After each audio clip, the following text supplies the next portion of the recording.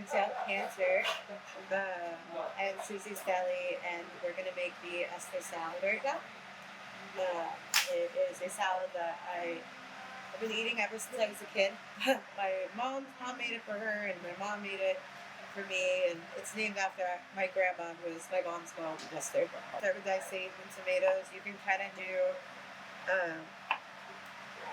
I think the cucumber and tomato is the main thing, and then you can kind of get creative with it. And then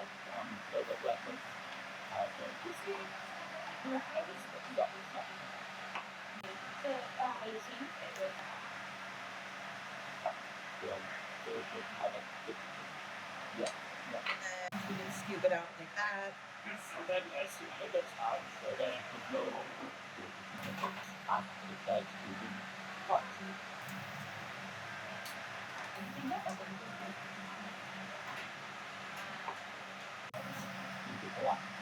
Then chickpeas, because for me it just gets pretty more full. And then artichoke. We also had artichoke parts to ours, which can be so.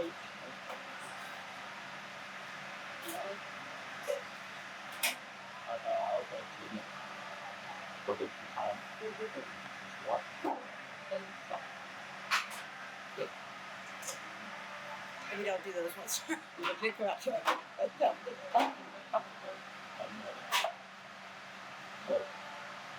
A lot of herbs in my salad. So cucumber, cilantro, mint is also really nice in it.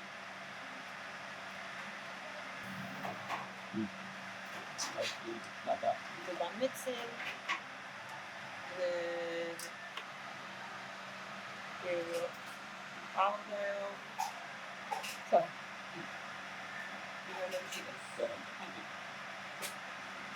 salt.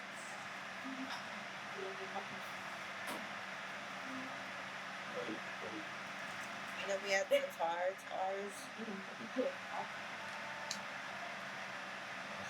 We're just gonna mix it.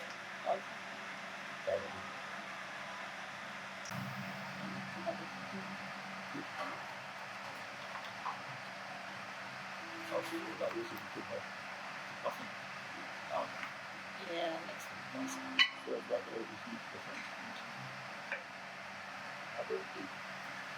And this is our Ester salad. Cucumber, tomato, chickpeas, olives, artichoke hearts, feta, herbs, and some fried fruit.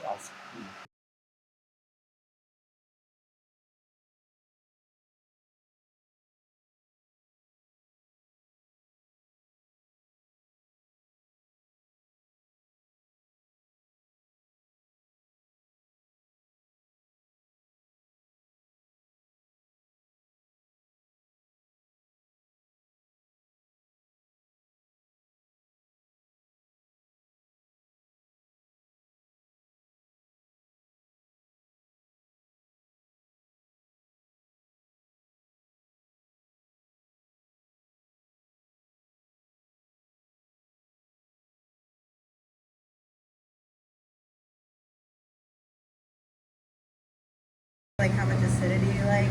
I love lemon. I used to eat lemons when I was a kid in the whole. And I like a lot of lemons on my salad, but that's kind of just up to you. And I like to scoop the insides out to get a little crunchier. You kind of just dice.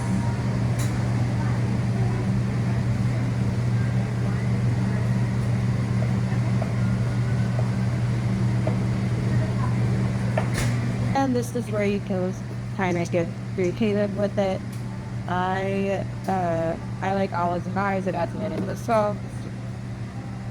And then chickpeas, because for me that's it can be more full. Like that needs to go. What we're talking back to cooking. Artichoke. We also had artichoke hearts to ours, which maybe serve cheap. What's that? And then this is all the red vegetables. So when it comes here, I like a lot of herbs in my salad. So cucumber, cilantro, mint is also really nice in it. So garlic seed. And And on my own kids that you kind of trouble. We go parties. Excellent. And I said, and then we had some stars. I'm the Pokemon. No sugar. Okay, go ahead. And this is our Ester salad. Cucumber, tomato, chickpeas, olives, artichoke hearts, feta, herbs, and some tart croutons.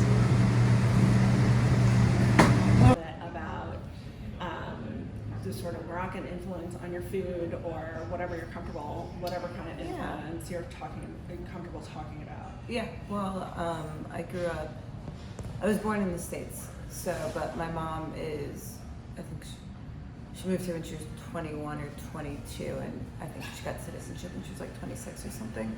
But yeah, I kind of grew up all over. I lived in Budapest, Ukraine, Florida, and then Tel Aviv for 12 years. So I kind of grew up with I have like my dad's side where he's from Richmond and like a Jewish American household, and then my grandmother who is from Morocco and moved and actually had to flee Morocco when she was 16 with 2 kids in an arranged marriage to Tel Aviv, to Israel. But yeah, so I kind of grew up in like both households where a lot of like different style of food, but same energy kind of, but just different colors is kind of how I thought of it. And yeah, it's kind of the food that always like I grew up on, and I always felt very comfortable around like the dinner table and around like settings like that. And I moved to Richmond and worked in restaurants like immediately, and 13 years later. How has the sort of influences around the dinner table that you grew up with, how do you bring that here? Well, I think there's 2 sides. Like there's one side where it's like the food, where it's like, I was raised like around a lot of vegetables. Like we ate a lot of vegetables. We didn't eat a lot of meat other than like chicken, but then on like holidays we would have like the brisket. Like that was like almost like a specialty thing, like Rosh Hashanah and Passover. We would always have the brisket.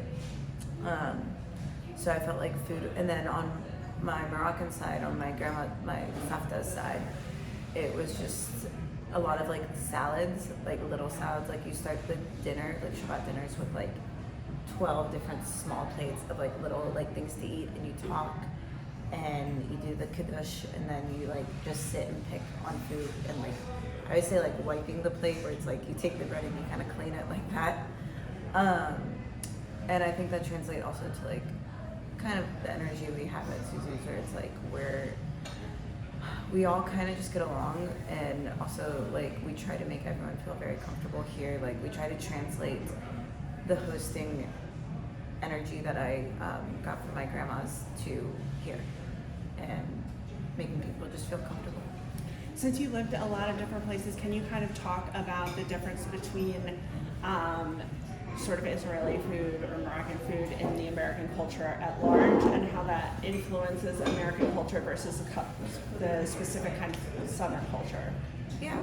I don't know. It is kind of similar in a way where I think they're both very like welcoming, but I think I think there's just actually I don't know. I guess maybe like warmness, I would say, has been a big thing that has helped.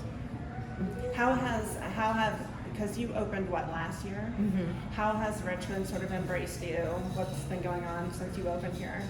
It's been fun. I mean, it's been a lot, but it's been good. I mean, I feel like I've worked in restaurants across Richmond for a long time, so there's a lot of like regulars that would be like, oh, I used to wait on you at Mama Zoo, like it's nice to see you here, and vice versa also with my staff, that they've all been like working around Richmond for a long time. So like it's just I think it's just been nice all around. We've gotten a really nice welcome from everyone, and it's been fun with the community, and we do a lot of events and stuff, and that's been really like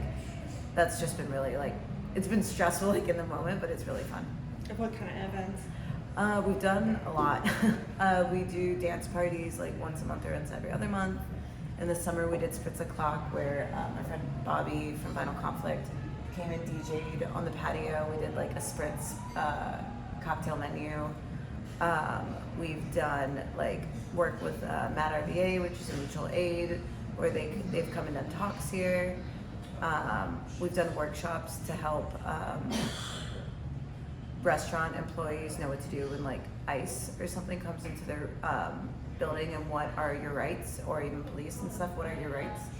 How has that worked out? How many of those have you had? Which one? The ICE. We've done 3.